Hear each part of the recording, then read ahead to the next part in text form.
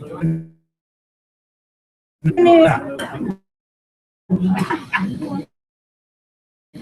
you been? Yeah.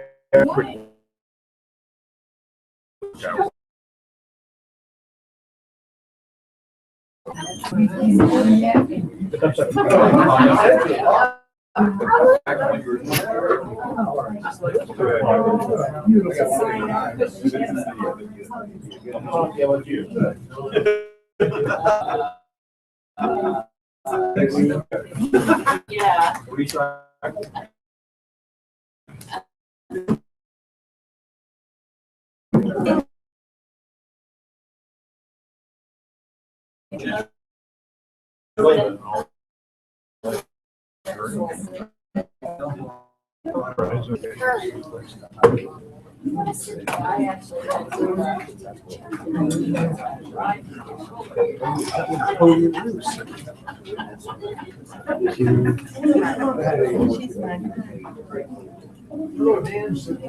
Nobody.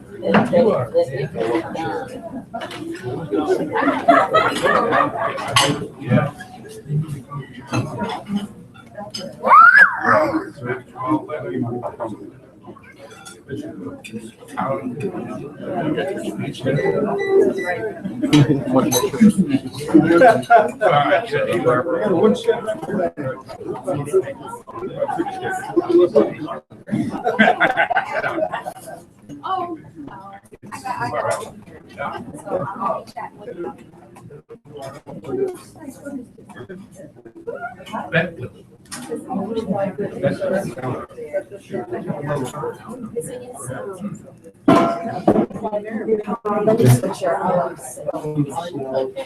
Excuse me.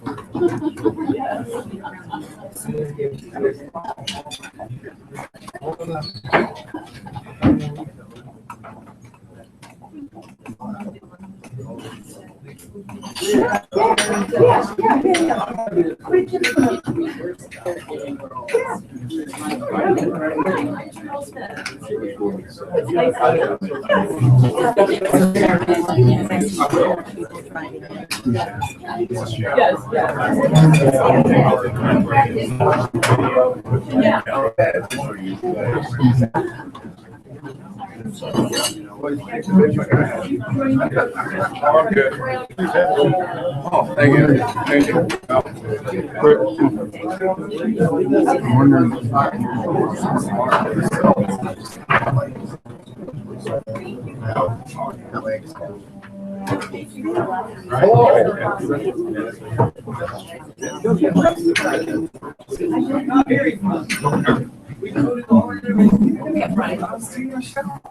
Oh, good.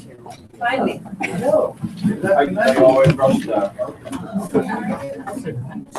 How's Jay now? How's Jay now? My sweetie.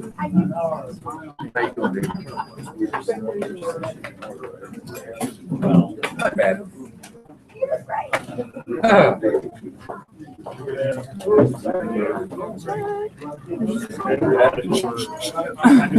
Hey, Mark. How you doing, buddy? Sober. That's good. Wow. Hey, does this constitute as an illegal meeting? No. Oh, I just got that. You got that? You got that one up there?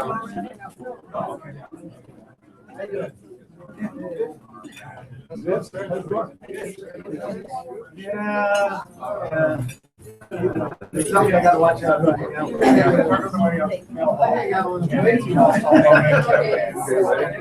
So I just threw it in the other direction.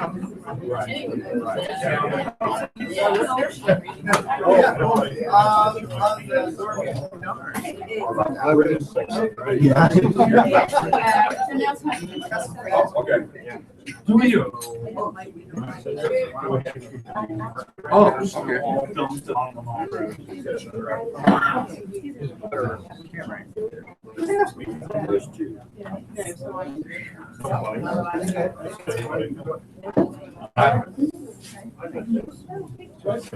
mentality you can say you've got corrupt. Or more you get somebody has to.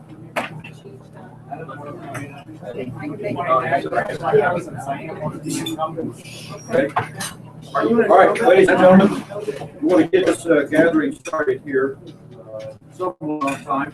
All of our candidates do have about 15 or so minutes to address you on the topics that they feel closest about, and want to try and maybe help out overall the entire city. So, my name is Mark Bruns, and I am the Executive Director of the Chamber of Commerce for Huber Heights. And the four candidates had invited me to come to just sort of like MC the event. So I want to thank them for calling and asking if I would do it. And of course, I'm here, and I think it's a very, very good opportunity to hear what all four of them have to say. To have people run for office is a good thing because it can show a healthy community. Imagine if on the national level, nobody wanted to run for U.S. Senate or House of Representatives. So it is good to have people that are interested to step forward, who want to take their time and energy to hopefully make a better community for all of us. So that healthy community sparks many portions of what makes up a good city community. We have to have good schools, good government, good business, and citizens. That all makes the community. So everybody here will fit into that. So, I'd like to start off with our first candidate. Introduce him to you. It's Richard E. Shaw Jr. is his official name. Richard here is an Ohio native. Cares very deeply about the community. Has his family here. He is currently, right now, the public relations director for the Huber Heights Little League Baseball Organization, and he has coached in that organization for 3 years. He and his fiancee, Cassie, they've got 2 children, Madison and Peyton, who attend the Huber Heights City Schools. Richard has received his education in criminal justice from the Miami Valley Career Technology Center. He is a member of the YMCA and is affiliated with the Learning for Life Explorer program of the Boy Scouts of America. He has volunteered with the American Heart Association and participated with United Way Community Pride Cleanup in Montgomery County. So I'd like to introduce to you Richard E. Shaw Jr., who is actually a candidate for Ward 1.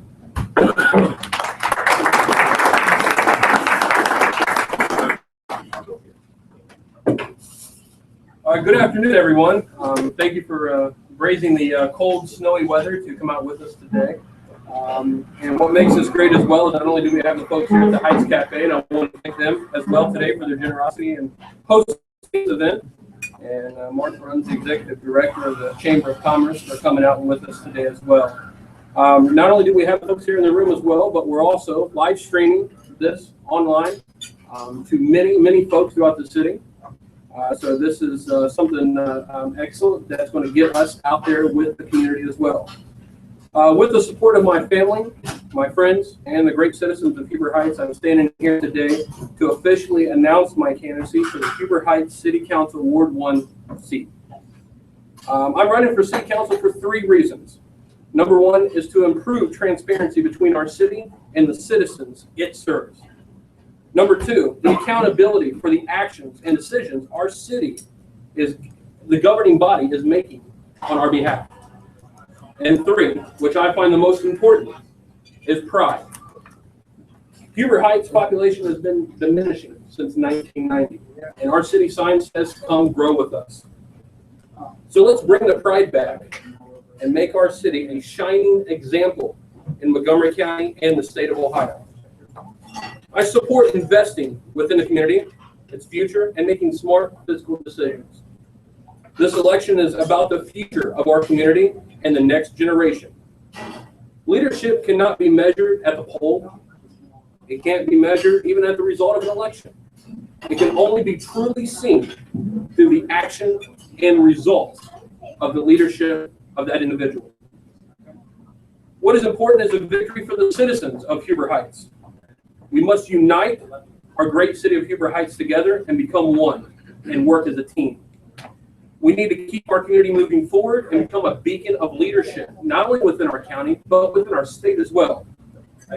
My goal is to listen to the concerns and the concerns of those in the community through town hall meetings, ward meetings, live streaming online, whatever it takes for me to hear what you have to say and put a plan of action in place. My website, www.shaw4council.com, has a 24-hour phone number available for you to call and reach me anytime. My email address is there for you to reach me at any time. Now, the four of us that you see sitting up here today, myself, Janelle Smith, Glenn Otto, and Rick Stan, we've been meeting over the past year, and we've been questioning council's actions on multiple issues before coming here in front of you today. We are, in our town, individual people who choose to endorse each other and beginning to enact change within our city properly, responsibly, and as a citizen, that inspired me today to join these four individuals and to announce our candidacy for city council.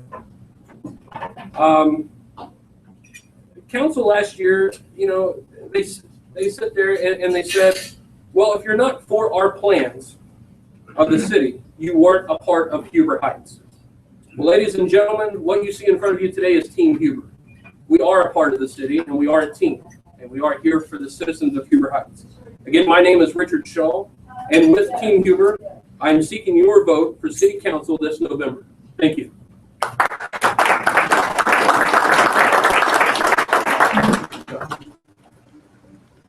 Okay, next up is Janelle Smith. Janelle and her husband, retired Air Force Sergeant Randall Smith, have been married for 31 years and have been residents of Huber Heights for the last 17. She is the mother of 5 children, all of them graduates of Wayne High School, and a proud grandmother to 3 beautiful granddaughters.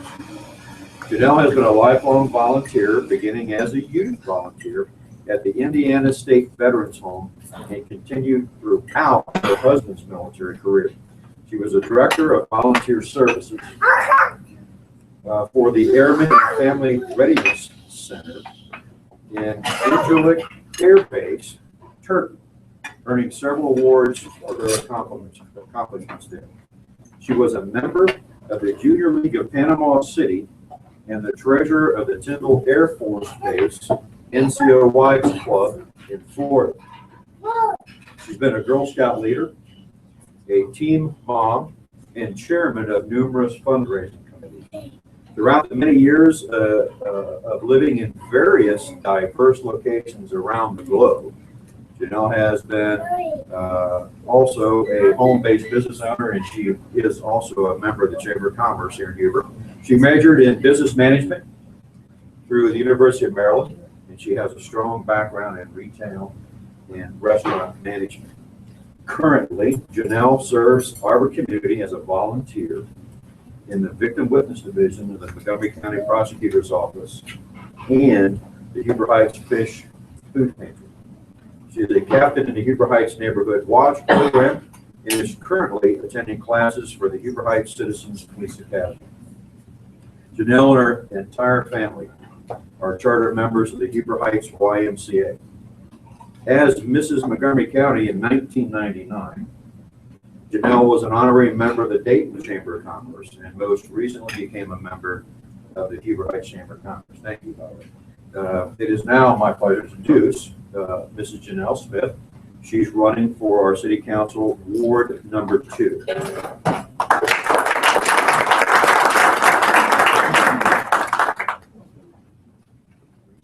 you so much, Mr. Bruns, for that wonderful introduction.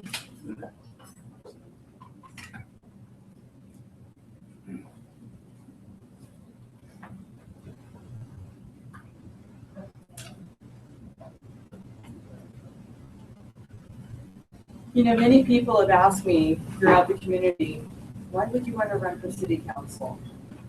Why would you want to get involved? Well, you know what?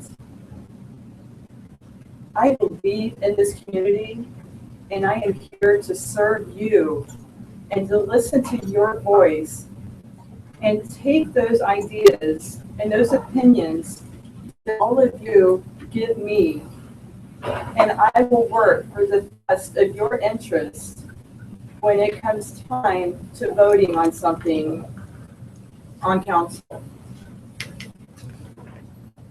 A good council member recognizes that he or she is the voice of the people, and they adequately represent those people. I'm here to bring back pride and integrity to the city and the citizens of Huber Heights. As Mark mentioned, I've been a lifelong volunteer with several agencies throughout the world, and I believe extremely that it's so important that communities have a better chance to thrive when the citizens can come together for the common goal and harmony of others. And I am running for city council to ensure that the city is a proactive partner, working with the common goals and the opportunities, sustainability, and community empowerment. We have lost that, and I want to bring that back to the community. I believe in this community, and I will make a pledge to continue to work for you. As your council representative, one of the first items that I would like to address is that we need to put the city's organizational chart and prioritize that. We need the people at the top of the chart. And right now, it doesn't appear that we, the people, are at the top of the chart. The mentality of this is my town will be a thing in the past. Because I'm here to tell you right now, this is our town. Many of you may remember back in 2001, 2002, I have been active in this community for a long time. Sometimes if I'm very passionate about something that I believe in, I am going to step up and I'm going to gather as many people in our community and the surrounding communities that this affects. And if any of you have been here long enough, you may remember when a sexually oriented business was going to move in overnight into a restaurant over in front of Elder Bierman's. Well, I had an open door policy with Mayor Hensley at that time, and I asked, what can I do to help? And he said, anything you want to do. So guess what? I opened my mouth. I reached out to the community. I reached out to the concerned citizens of Cincinnati, and we packed the entire parking lot, and we protested because they were going against the city charter. And it was as if the city wasn't able to stop them. So I felt a need to get out our community, not for me, but for our community and what is in the best interest of our community. And I was the driven force behind getting that closed. And that is one accomplishment that I am very, very proud of. We have areas where we can leverage the city's resources to strengthen our community. From decaying property buildings, property owners, other opportunities for revitalization. I will work to improve our neighborhoods street by street and block by block. A key area where the city can make a difference is building a stronger relationship with the Huber Heights Chamber of Commerce. The Chamber of Commerce is an invaluable colleague when it comes to fostering business growth, and I feel that we severely lacked in this area. A solid partnership with other agencies such as the library, the local city schools, is vital to making our community a success. Now, I feel like I am the best candidate for Ward 2 because I live in the heart of Ward 2. That is very important to me. Presently, there are 0 city council members that live north of I-70. And I feel that we are not represented well in this area at all. A good council member is one who works hard with their constituents by listening, empathizing, ensuring that you're truly hearing what your constituents' opinions and concerns are, and then taking those concerns and forming your own opinion and voting according to what our community needs. It's difficult to do that when you don't share the same living environment of those you're representing. I recognize that fact, and I will serve as the voice for the people in Ward 2 and firmly represent you at the table. I am a warrior for you. I will work to keep you informed about what's going on and how we can make a difference as a team. As your council representative, I'll be keeping you informed about what's going on and what we can make a difference. And one way of doing that is I have set up a board meeting for Ward 2. And I would like to announce the date. That board meeting will be on March the 18th at 7 p.m. so that many people who are working can attend this board meeting. This will be located at TJ Shop, 7 p.m. on Executive Boulevard. I am unwavering in my belief for fiscal responsibility. Due diligence and fair bidding practices are paramount in these efforts. There are a lot of fish in the sea, and our city is stuck at the lake, and I am ready to go fishing in the sea. I believe in fair bidding and in competitive bidding practices because competition breeds excellence, and anything less is a disservice to our community. I will foster positive economic growth by working closely with the Huber Heights Chamber of Commerce so that Huber's future is built on a solid foundation and will prosper. The bottom line is this: I will protect the community's money and interests like I would my own, rather than spending it like it was someone else's. Ask yourself one thing as I close. Has your current representative earned your vote? And I appreciate your time. I am so honored to have you come out today and listen to what our visions are and how we think that we can make a positive change in Huber Heights. I'm ready for us to get our pride back, bring the integrity back, and take our city back. And I want to thank you very much.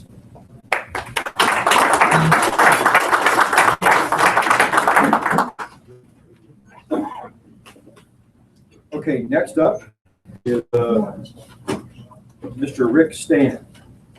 Rick has been a resident of Huber Heights since 1965. He can still remember the sense of pride, excitement of the residents of Huber Heights when it officially became a city back in 1981. He is a graduate of Wayne High School. He also holds an MBA in finance from Wright State University.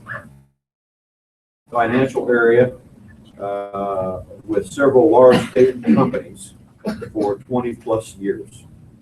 And for the last 15, he's actually served as a financial software consultant and project manager for a number of well-recognized companies throughout the United States. He is pretty much well-traveled, yet he continues to live in Huber Heights.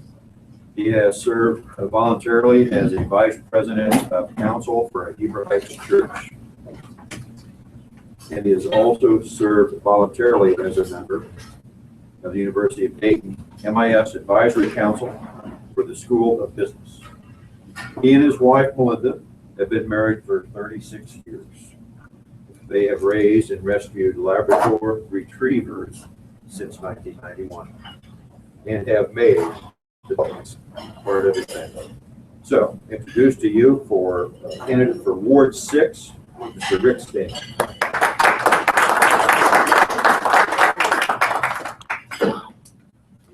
My thanks to the owners of the cafe and to the Chamber of Commerce for hosting this event.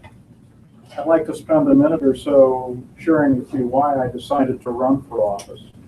And then after I've done that, I'll share with you some of my thoughts as to what I bring to the table.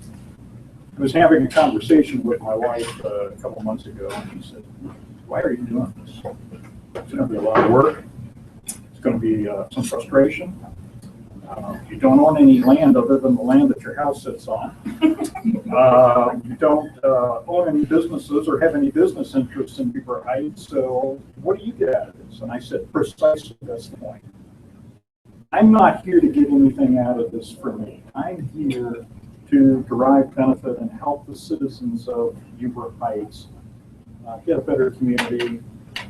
I'm here to serve the people. I'm not doing this for personal reasons. I'm doing this for all the voters in Ward 6 who feel they don't have a voice, who feel that when they do speak up, they're not being heard, and who care about the community but are very concerned about, what our go-forward plans are. This has been a city now since 1981, so we're coming up on about 34, 35 years being a city. And I think there's the opportunity for us to continue to grow. So what do I bring to the table? As the gentleman from the Chamber of Commerce indicated, I pretty much spent my entire life working in finance. And people look up to me and go, "Well, gee, I guess you're a pretty bright guy." And I said, "Well, not really. Pretty much every day I learn how much I don't know. And one of my mantras is, you learn more every day, regardless of your profession." My father served in the Marine Corps. My father's father served in the Marine Corps. And one of the things they taught me, and most sons and daughters when they're growing up don't pay attention to what their parents say. I mean, that's just the way it is.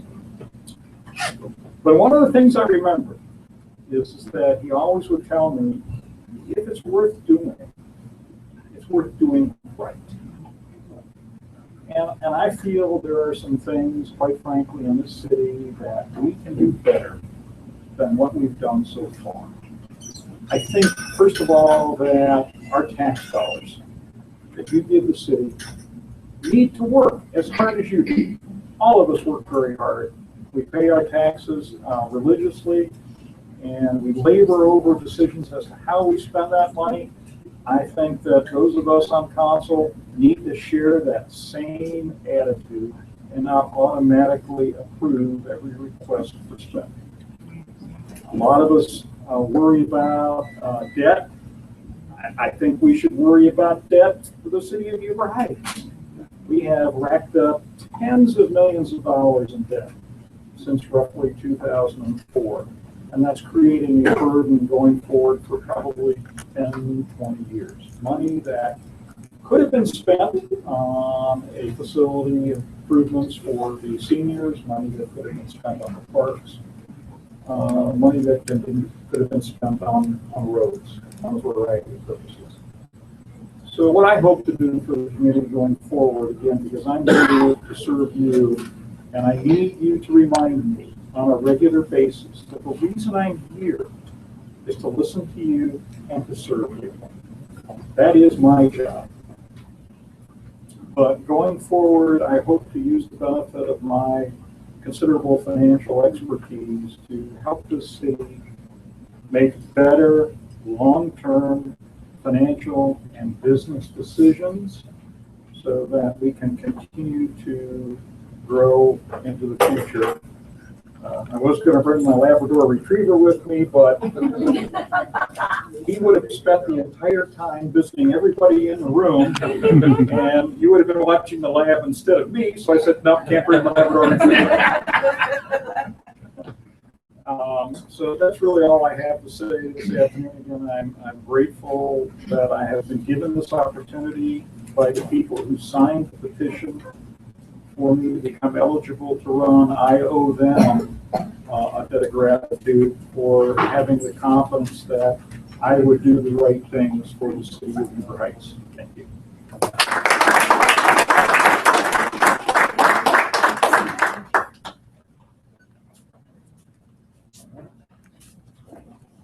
Okay, last up is Mr. Glenn Otto. And by the way, it's the order was what they have selected by board members. So wherever they're at in line is their importance. So, but Mr. Glenn Otto is running for the at-large position. Glenn has been married to Andy Otto since January of 1995.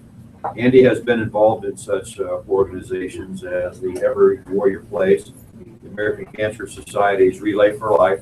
He was the chairman of that from 2007 to 2008.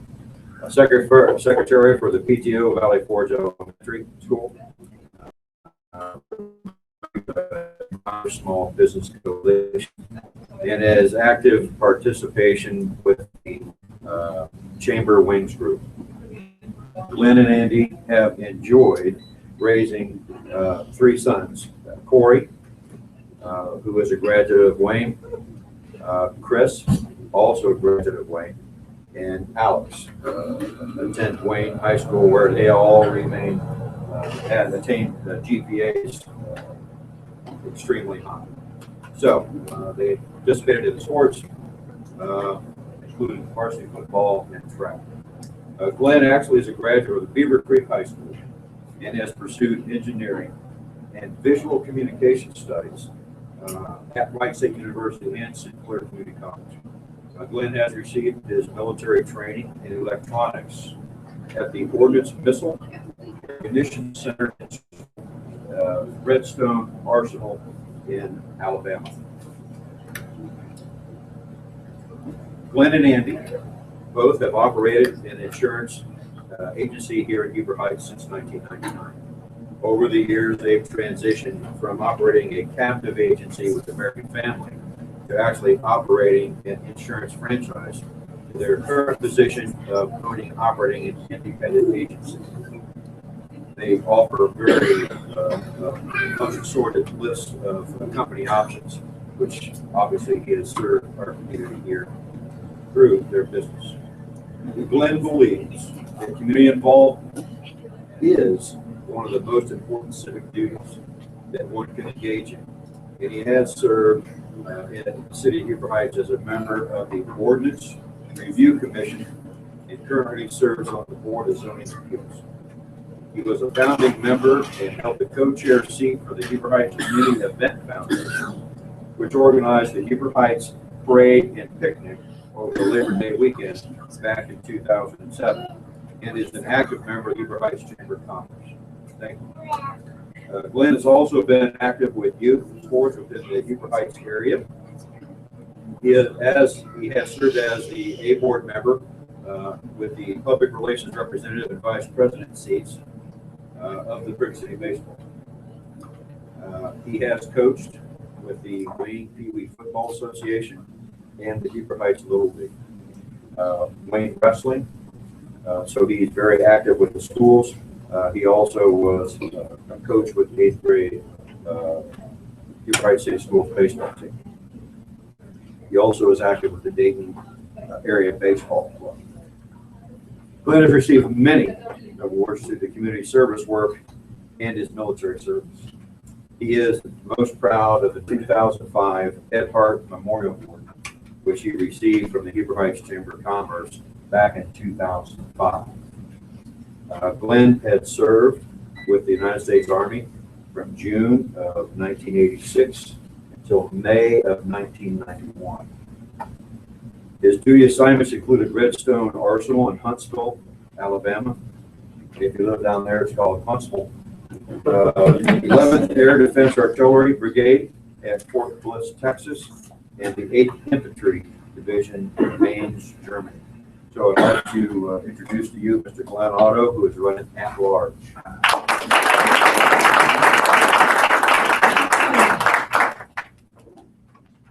Thanks, Mark. I appreciate that.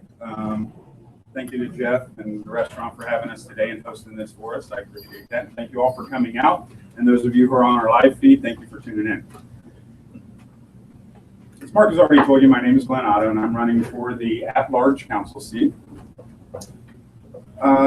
Again, since moving here in '94, I have been an active member of this community through volunteer efforts.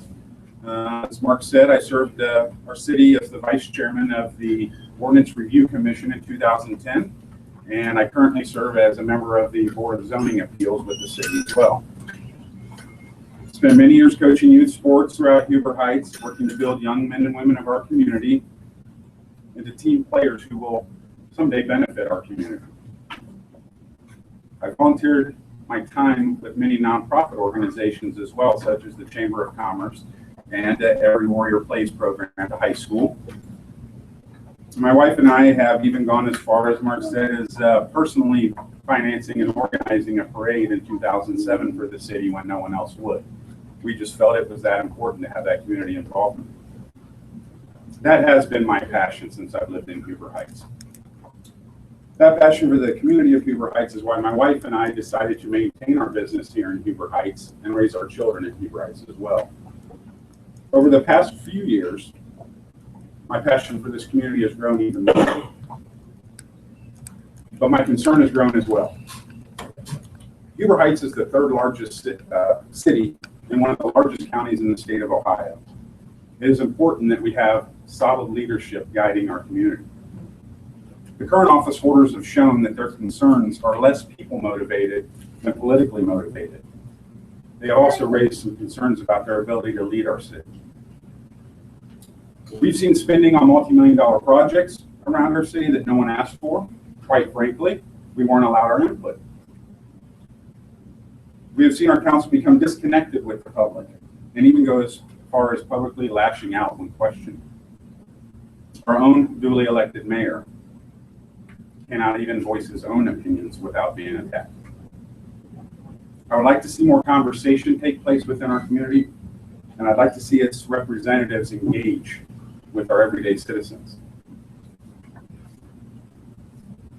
Now, we all bring our own individual strengths and focuses to the job, and I would like to make my primary focus one of fiscal responsibility, as has been previously discussed, and the rebuilding of our community itself. Some of the things I believe we need to focus on immediately include our infrastructure. It's been said of our water by our current representatives that our city is water rich, and indeed that's true. We also hear a lot about water main breaks around our town, especially recently and in this weather. This should not be a surprise to anyone. Our city has known for years that our water lines need to be worked on and updated. Water softening, there have been surveys, citizens have asked for it, to no avail. We saw a city pool shut down due to repairs needed, and believe it or not, the cost of water. Our water company is one of the most successful entities within our city, but our citizens are receiving no direct benefit from it outside of their daily use. Speaking to our roads, I've been told by one member of council that we have some of the finest roads in the region. I'm not sure I can agree with that. Our road crew is good, they're very good, but imagine what they could do if they were funded as well as some of the entertainment venues that we've been building around Huber Heights. Speaking to our parks, this one's very near and dear to me. We have an amazing park system here in Huber Heights. Unfortunately, it's been neglected. I've even heard Tom McLeod Park referred to as if we had assumed some type of a burden from the city of Dayton. In my opinion, it's a great asset that we should be utilizing. In the grand scheme, great improvements can be made to our parks with very little investment, all benefiting the residents of Huber Heights. I also want to talk about working with others, with our schools. I've heard council consistently state that they are separate entities, and though that's true, one cannot survive without the other. Leadership from this city and the schools needs to step up in unison to protect and advance our entire community. We can accomplish a lot more by working together than we can individually. In addition, the use of TIF funding, when not necessary, is damaging to both our city and its schools. Speaking to our local youth sports leagues, which, as Margaret said, I've been very involved with over the years with a lot of the different local leagues. Currently, our local sports leagues, I believe, do more for the upkeep of our parks than our actual Parks and Recreations Department, which is the YMCA. What are we getting for the $150,000 a year we pay to the YMCA, folks? With our extensive park, with our expansive park system, why do we not have a Parks and Recreation Department anymore? We had one at one time. Again, if we cannot get fully involved, or if we get fully involved with our local sports leagues, then we can provide even more for our children and our community. To our business owners, we have many shopping centers and businesses within Huber Heights that are vacant and in disarray. How can we work with them to enforce ordinances and provide some help? Until we institute a pattern of direct contact with these entities and the use of our Chamber of Commerce as a partner, things will remain stagnant. And to our residents, folks, currently our housing stock is decaying and becoming more and more vacant. Our property values are dropping every year. I'm sure you guys get your notices as I do. Why are we subsidizing new housing developments? We've dropped $10 million into a new housing development in the city. Do we need more homes? No. Again, we need to devote time to working with our residents to enforce ordinances and develop or find programs that can improve the condition of everyone throughout the city. There are indeed many things that our city can do to improve the standard of living within Huber Heights. We can rebuild our community. Then we will naturally attract the new residents and businesses that will grow our city in a very positive way. I would like to see our city become more active in our community, and it's time for those people who simply want to occupy a place of recognition to step down. It's time for interactive leadership, and it's time for change. Folks, I want to thank you all for coming out today and listening. This is going to be quite an arduous campaign for me as I have to run 2 races here. I want to remind you all that we have a primary May 5th, so I'll need you all out there then to push me to November, and then we'll need to see you out in November as well. I'm looking forward to working for the city of Huber Heights and doing everything I can to ensure its future. Thank you very much.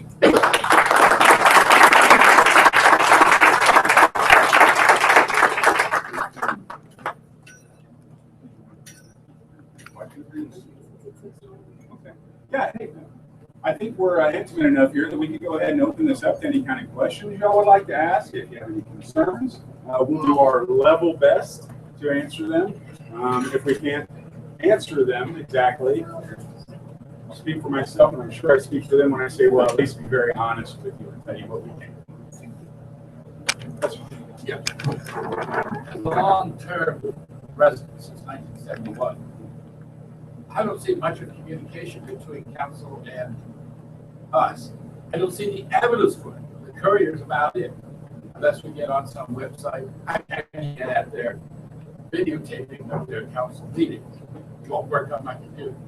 Right. What avenues are there whereby we can hear from you folks in terms of campaigning? And once you're in office, which I'm looking forward to, okay, what kind of avenues for communication there? Excellent question. We've discussed that over and over and over again, and that is extremely important to us. We will, throughout our campaign, be hosting events throughout the city where folks can come out, interact, talk to us, listen to what we have to say. let us know what they have to say. And when we become members of council, we would like to continue that. Again, my stance on this is we have all these beautiful parks, and this may not pan out as well throughout the winter months and days like today, but we can find other venues like this one. But I'd like to see at a very bare minimum quarterly meetings throughout our city. I believe that our residents have every right to have an open public forum to come out, stand up, and have interactive questioning. As it stands now, about your only place to go is City Hall for a council meeting, and really you don't have a lot of opportunity to interact. You can say your piece, you have 5 minutes to do that, but you can't really do a lot of back and forth there. Glenn brought up some good points. Definitely throughout the year, we're going to be hosting events just like this one throughout the city. With the use of local businesses and area, parks and facilities in the area to go to you. We want to go to you to get your input and your feedback. We want that communication back and forth. Each one of us have websites, email addresses, phone numbers. Call us. Whatever it takes. We have put every avenue of media, availability and to get out so we can get your feedback. But on the same point of that, we're going to be pounding the pavement. Every ward will see our face, and we are going to be pounding the pavement to get your input and get your feedback so that we can not only, serve as council representatives, but as members of the community and do the job that you're going to elect us to do. As far as my opinions and my views, I've already started this process because this has been one of the main complaints that I've had within our city in the last at least 5 years. If I send an email, I very rarely will get a response from anybody. I haven't seen my board representative in my area in the 18 years that I have lived here. It's a travesty when we are growing so much in Carriage Trails or Parktown, and they don't even recognize that they're a resident of Huber Heights. And I'm here to change that. And when I start having my quarterly meetings, and anybody can go to those. If your representative does not hold quarterly meetings, I would be more than happy to welcome you to mine. And what I'm looking for in a quarterly meeting is your feedback, your suggestions, what you're happy about, what you think needs to be improved, so that I can take those ideas and represent everybody and not just what I feel. And I do believe that one of the things that we need to change with the city is their website. Their IT department really needs to do a better job at being user-friendly. I know that the live feed, if you're not able to make the council meetings, you can't, it's so choppy that people get frustrated and just turn it off. I will tell you one thing that sticks home for me is if you are attending any of the committee meetings, such as the Public Works or the admin meetings, they hold those in the conference room. And there's a big long table with all the nice cushiony chairs for the committee members.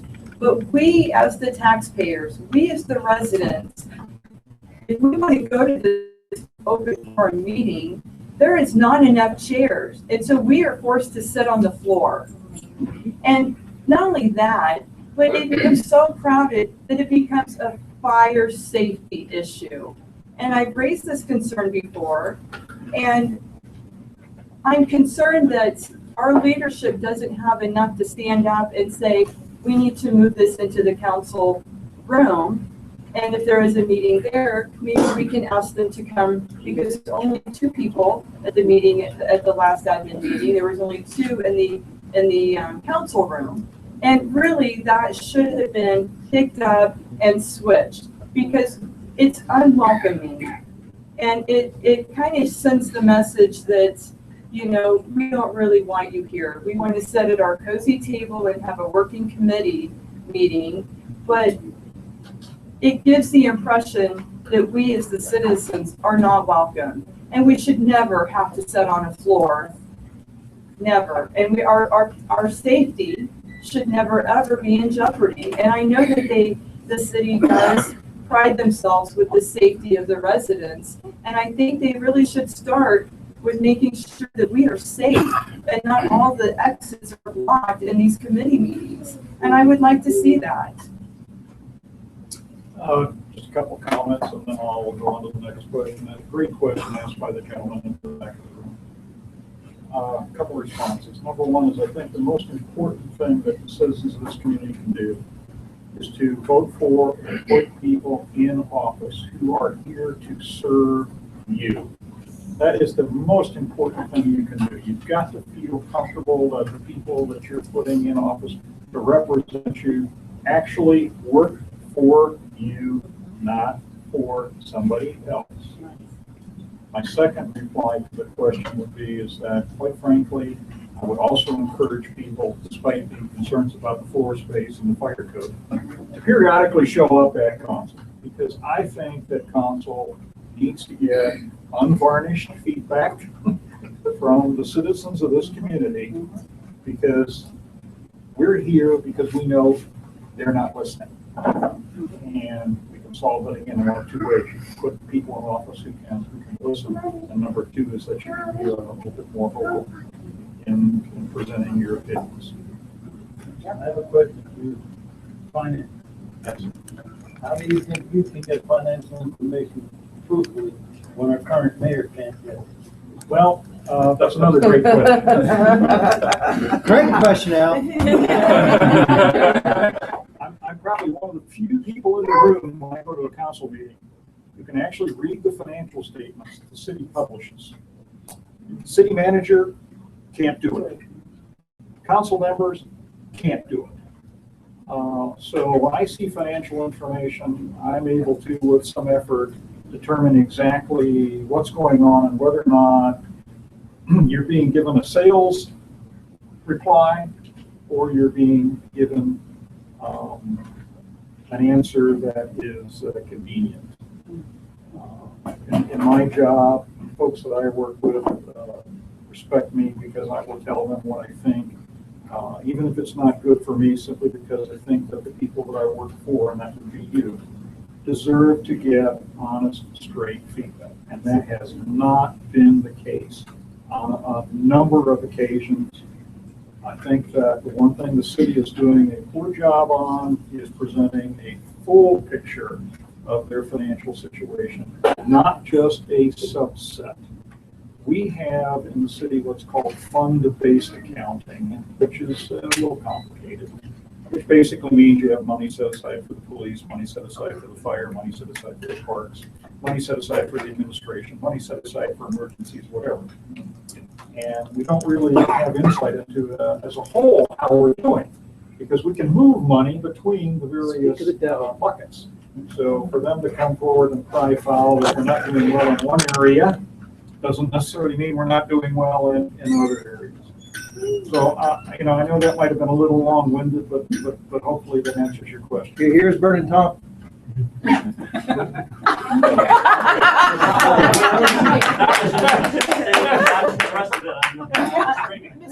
Hope, you had a question for? How much do we owe now? How much do you project us to owe in another year? So, let me respond to that if I can. Yes, go right ahead. Okay. Thank you. So, Wait a minute, Tom doesn't even know this. so How much do we owe? Tom, did you want to comment before I do? And I have a follow-up for after you're done. Yeah, Tom, did you want to comment first? I guess I'll comment after. So it's a slightly difficult question to ask, because what we need to do is we need to look at the long-term debt plus the short-term debt, and we need to look at the money that's been borrowed from the various funds to cover shortages in other areas. My best guess at this point in time is that our total debt is somewhere between $60 and $70 million.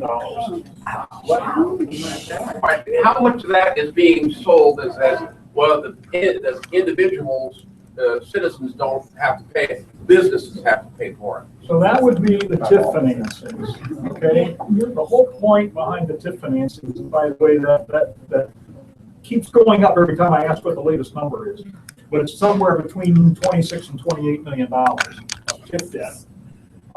Basically, the whole premise for that is that we're going to generate jobs and additional revenue so that the citizens don't have to pay back the debt on the interest. And quite frankly, it's not working out too well. And that's a concern for me, because you know what that means? Is if we can't pay back these debt services, that means it's coming back on us as the homeowner. And not just the homeowner, renters aren't going to escape this either, because they have a property owner and they're just going to pass that on to their rents. Can I have a follow-up, please? Yes, sir. I hear that, well, don't worry about it, taxpayer, you don't have to pay for it. Businesses will. Well, there isn't a business in America that pays taxes. People do. Right. The taxes are part of the burden of doing business. If Jeff needs more money to pay taxes, we have to pay more for our cup of coffee. That is, to me, that's the three-card money game, and that's what really ticked me off in the original amount. We pay taxes. We pay taxes through the prices of the goods and services that the business is in. Well, you know what I mean. Thank you. I have a question. Are they actually misappropriating funds? Like when they borrow from this one to that one, are they doing that legally? Is it? Well, to the best of not being an attorney for counsel, or an attorney at all. To the best of my knowledge, that is not the issue. The issue is, in my mind, the prioritization they place upon the money that they spend. Okay, I'm deciding that I'm not going to spend the money on roads. I'm going to spend the money on a water park. Okay, issues like that. I think that we need a stronger sense of priority in terms of where do we spend this money? How do we get the best benefit for the citizens and the taxpayers of this community? Well, the reason I ask that is that sometimes it is illegal to move money from one place to another. And that would mean Tell my wife that. we need we need to find out what color this money is. In other words, where it's coming from, because then call them on it, because you cannot take, say, like school funds and use it for the fire department or for some other thing. It's now, you don't have to be an attorney to know that misappropriation of funds that's kind of like a general thing that you learn about, that you cannot do that. You can't do it. I don't think that any of us would say that the city is misappropriating or illegally using funds. Our only charge is that they are deciding how to spend them the wrong way. And I fully believe in my heart that we should not be in the seasonal entertainment business. We should be fostering companies that run 365 days a year. Because we cannot support our families on a seasonal job. We just can't do it. I never could understand why they did that either, because another center was losing money. The entertainment center in Springfield was losing money. And actually downtown was the most profitable one, the Schuster Center in the whole area. And when they did the study, and they should have seen that. It's going to be a loss with that center. Yeah, we're not here to throw stones, but I mean, we do owe you honest feedback because we work for you. And they have not, as a whole, done their due diligence, is the term that I use, before they spend money. They have not looked at hard facts, good numbers. How in the world are we going to pay for the water park? How in the world are we going to pay for the music center? At the bottom line, every dollar that the city spends comes out of your pocket. Every dollar. And they don't have to necessarily worry about if the businesses don't generate the jobs, because their fallback position is the taxpayers are good for. Yeah, I want to just tell you that I am not for increasing any more taxes at all. And the reason why is because, one, I don't feel like our city has justified it, and I don't think we should be coming to our residents asking for more money when we don't really have a good control on what our city's finances are right now. And until we get that under control, we don't need to be coming to you, asking you for any more money. Yes, sir. Yeah, what's your opinion on our zoning department around here, maintenance department? Are you for changing it the way it is instead of the police department having control of it? Nobody, they're supposed to see what's wrong? Can you rephrase a little bit? Zoning and maintenance are. I'm not talking about maintenance, zoning on, Zoning. for instance, well, I'll give you a good example. Come down Moorfield over, trash out on the street, them have been there for 2 weeks now. Our car's all over the damn city, you can't do nothing about. Again, I mean, it's all maintenance all over the city. We're turning a little ghetto neighborhood around here.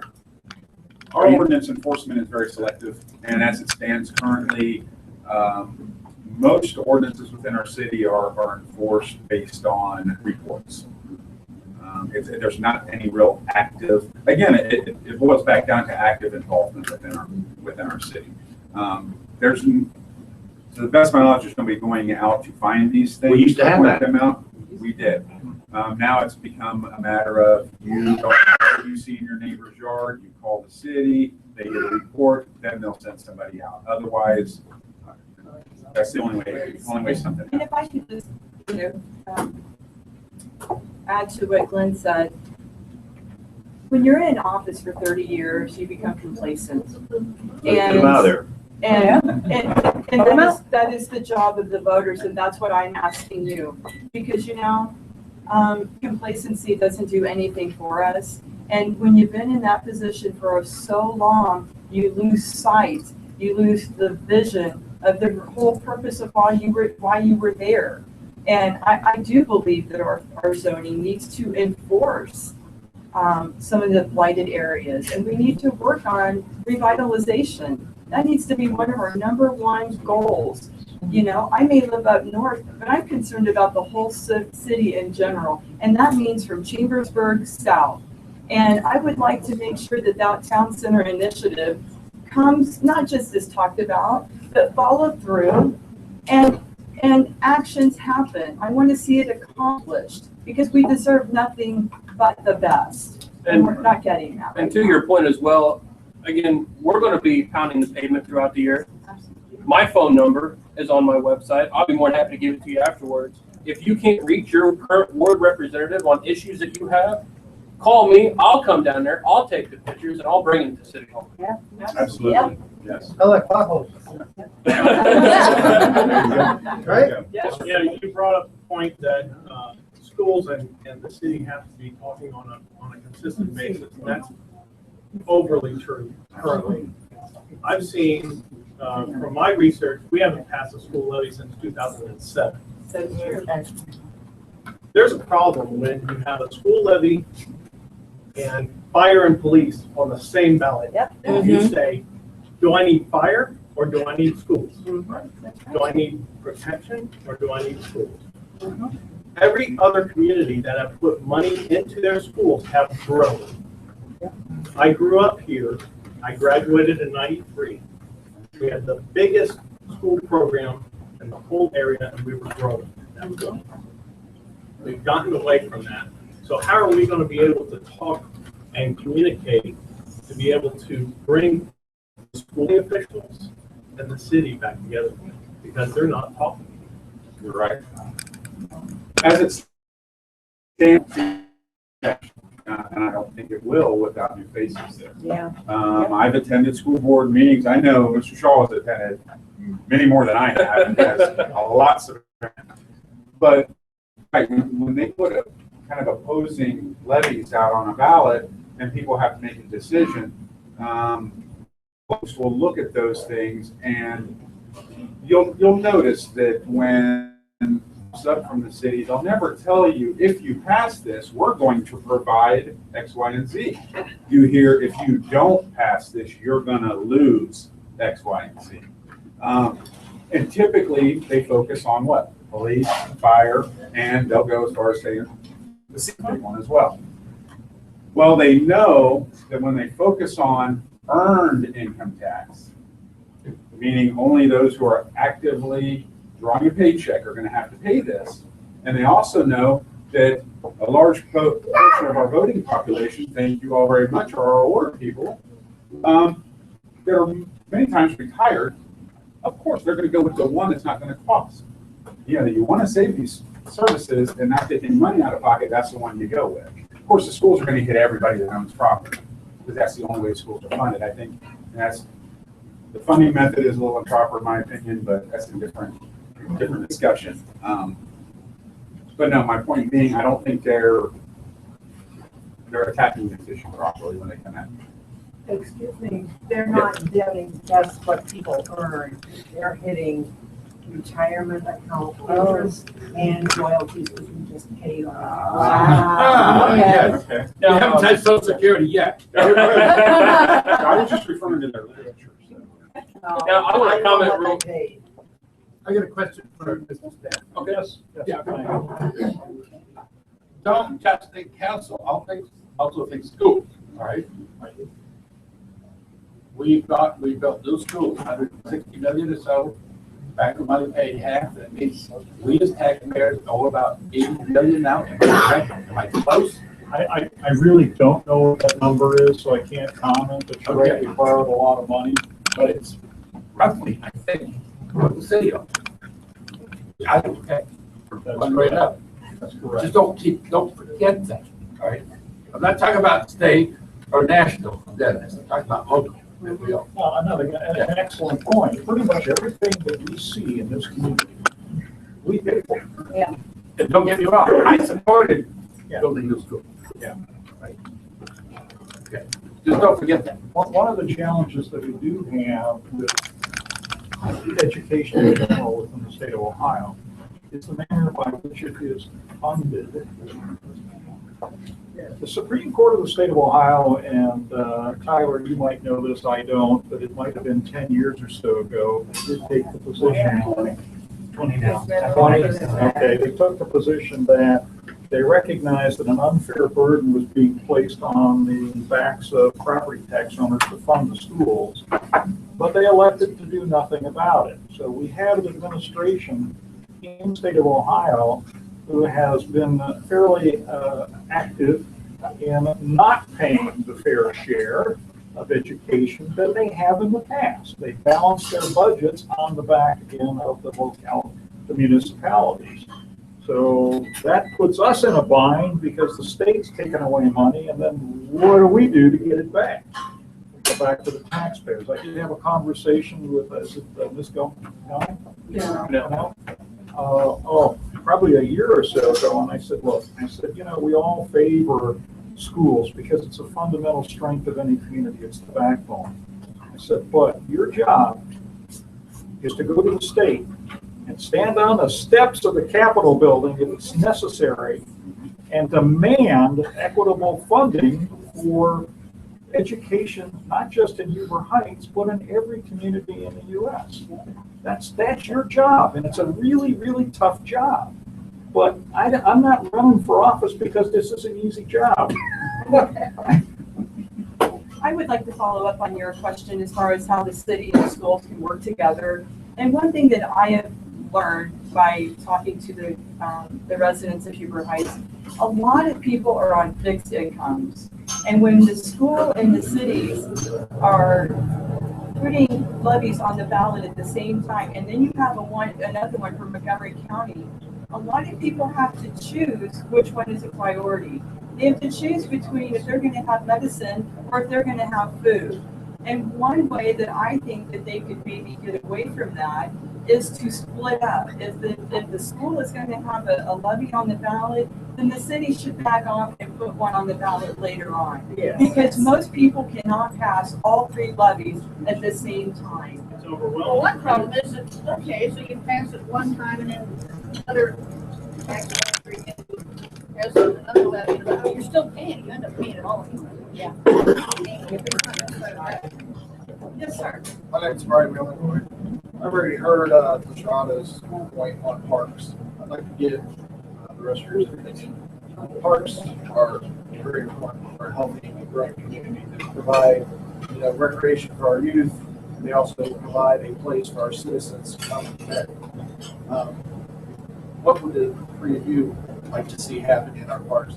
And how can we utilize this great park that we have just north of I-70 with Five Rivers Metro Park, in combining with Huber Heights? I'll go ahead and take on the first. And like Glenn said, parks is our community. And to your point, not only have I coached baseball here in Huber Heights for the past 3 years, I've also sat on the board of directors, as I currently do, for Little League, and who's operated in this town for quite some time. And when you go down to a park such as Cloud Park, Shawgate, Cottonwood, and many others throughout the city, those sports organizations and say those Warrior Classics and rec, soccer, Pee Wee, the whole thing, those organizations are the ones that's putting in 100% to make those areas usable and attractable, for the community. For example, baseball season last year, not only with Brick City, but with Little League, we were handling our trash. We were mowing the lawns. We were painting the lawns for the kids of the community. So it's all about how can we actually have a Parks and Recreation department that makes sense and serves the community. And to the other point, and I just attended the last Parks and Rec committee at City Hall, and one of my comments was, let's get it out there to the citizens. What the citizens can get out of their parks. With the upcoming pickleball idea, with an idea that's been tossed around of disc golf tournaments down at Community Park. Let's bring these parks. Let's hold community events there. Let's hold community festivals. Let's bring the pride back to our parks and make them usable for our citizens. And I totally agree with what Richard said. One thing that I would like to see in the parks, and I went to a council meeting and listened to a woman who came up and gave, it was just alarming statistics on our parks versus the surrounding areas. And one thing that I learned is we do not have one lighted park, one lighted field in Huber Heights. And that's sad because we have a very big sports, and we love our sports, and we need to take care of our children. It keeps them out of trouble. It gives them something to do, and it makes them better citizens for the future. And so we need to work with the YMCA because we are paying them $150,000 a year to maintain these, but it seems like their role really is just to book the little venues. But I would like to see the YMCA be a little more involved and helping us out and possibly sponsoring, using that $150,000, activities, not only for the elderly, but for the the middle-aged people, our young adults, and our youth. We need to bring the community together to foster pride and bring our integrity back. I want to bow real quick. Unfortunately, I would stand here all day and talk. Yes, we do. But I want to respect the cafe. I know their normal closing time is 3:30 today, and we certainly don't want to pull them back. So I do want to thank them immensely for having us here and hosting this today. Thank you all very much.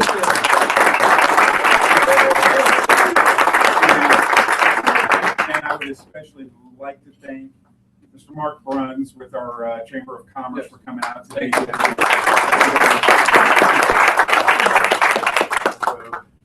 with that, we'll kind of mill about a little bit, and if you'd like to hit us one-on-one, that's fine. But we're going to be doing more of these. We encourage you all to come out, and we do have, as Richard said, multiple ways to contact us. There's also a binder up there that if you want to, if you have questions, or if you want to just kind of put your name, like your contact information, they can follow up with you.